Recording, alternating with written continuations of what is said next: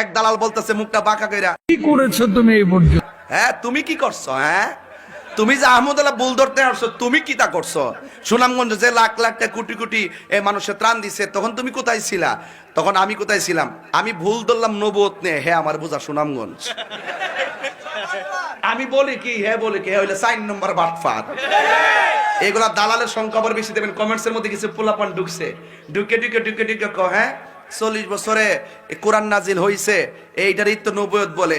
এর আগে তো আমি জিজ্ঞেস করলাম যে তুমি যে বলো যে 40 বছরে কোরআন নাজিল হইছে, হওয়ার পরে আমার নবী নবুয়ত পাইছে, এর আগে নবী কি সাধারণ আমরা মতো মানুষ ছিল? দিহি যার কথা কনা, এরা এইটাই ধারণা করে, বুঝেন না তো কিছু। এরা এইটাই ধারণা করে কয় মানুষ হয়ে করে তো মানুষইও। এরা এইগুলো পাবলিককে সারা জীবন বুঝাইছে, এখন আমাদের তাফালিং খাইয়া বুঝায় না। আমরা দর্শিদিকে এরা একটু কয় মানুষ হয়ে করে তো মানুষইও, নবী মা মানের গর্ব হয়েছে, দুনিয়াতে আই